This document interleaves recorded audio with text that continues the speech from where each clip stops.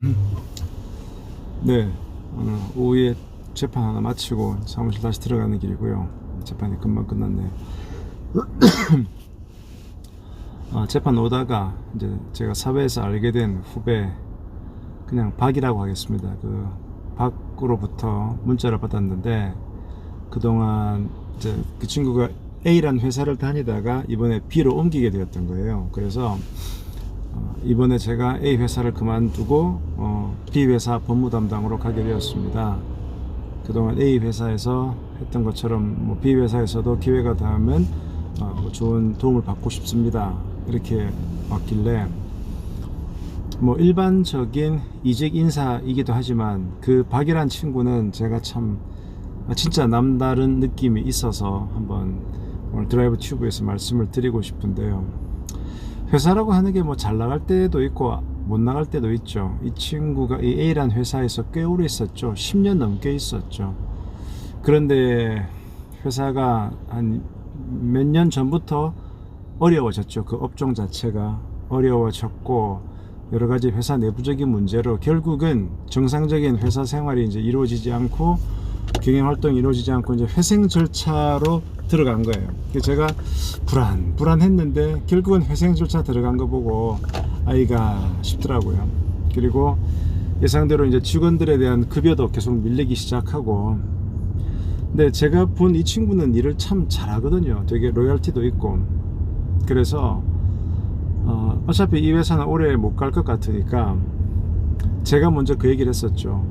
어이 박, 어차피 저는 또 다르게 직장을 구해야 될 테니까 내가 한번 알아봐 줄까? 왜냐면은 저는 또 꽤 많은 기업을 제가 알고 있으니까 그쪽 기업들에는 항상 이런 법무 담당을 찾고 있는 분들이 많거든요. 그래서 자네 주소가 어디든고, 그래서 이제 제가 거기에 좀 맞는 회사를 한번 소개시켜 주려고, 제가 A 회사도 잘 알아요. 그리고 예전에 일도 좀 했었고 경영진도 잘 아는데, 경영진보다는 오히려 이 지금 법무 담당인 박에게 더 신경이 제가 많이 쓰였던 거죠. 이 친구는 당장 이제 먹고 살아야 되니까. 그래서 제 딴에는 이제 배려한다고 좀 내가 소개해 줄게, 이력서 한번 보내볼래, 이렇게 얘기했는데, 이 친구가 아주 완곡하게 얘기를 하는 거예요. 지금 제가 지금 빠지면 이 지금 뒷처리를 할 사람이 없습니다.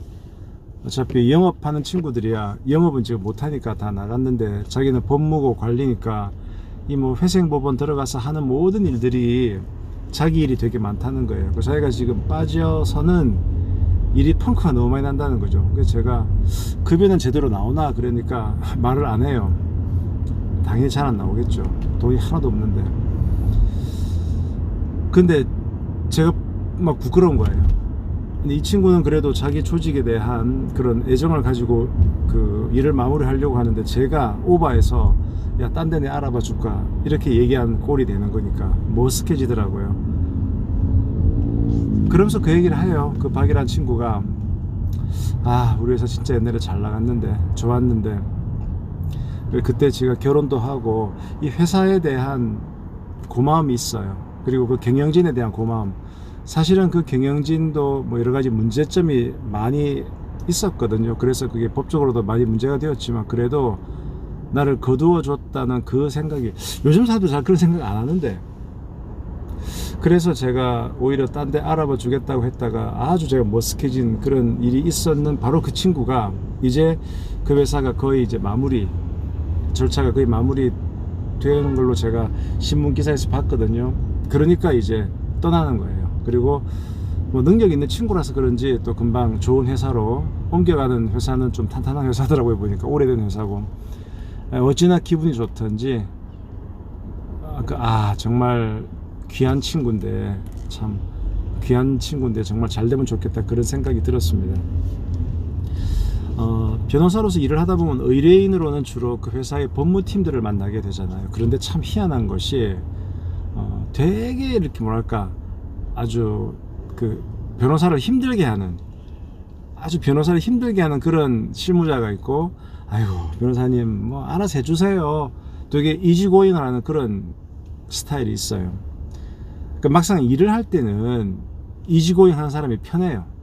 하면 다 알아서 하라 그러고 별로 터치를 안 하고, 같이 일을 할 때는 그 터치하는, 일일이 체크하는 그 사람은 진짜 힘들어 일하기, 한번 짜증도 나고. 그런데 희한한 것이, 만약에 그 직원이 이제 문제가 있어서 뭐 회사를 그만두게 되고, 저기 변호사님 혹시 뭐 딴 데 저 소개시켜 주실 만한 데 없습니까? 라는 얘기를 하면, 오히려 저를 힘들게 했던 그 직원은 제가 자신 있게 소개를 해요, 누구에게. 근데 되게 이지고잉으로 편하게, 변호사님 편하게 생각하세요, 그냥 대강 하면 됩니다. 오히려 이렇게 저의 편의를 봐주려던 사람은 그 당시는 되게 좋았는데, 막상 제가 그 직원을 누구에게 소개를 하려고 했더니 자신이 안 생기는 거예요.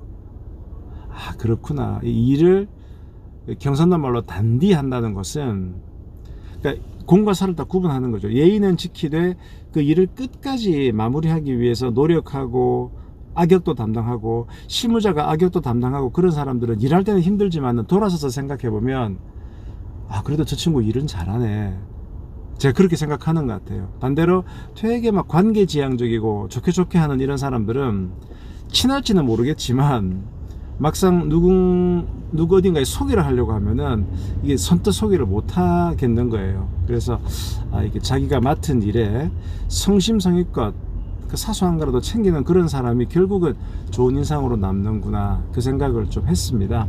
그래서 오늘 그 박이라는 박모 후배, 또 새로운 직장에 가서 그 친구는 아마 금방 인정받을 거예요. 그리고 그런 어떤 로얄티를 가지고 있는 직원을 데리고 간 회사는 복 받은 거죠. 그 친구의 앞으로의 건승을 기원합니다.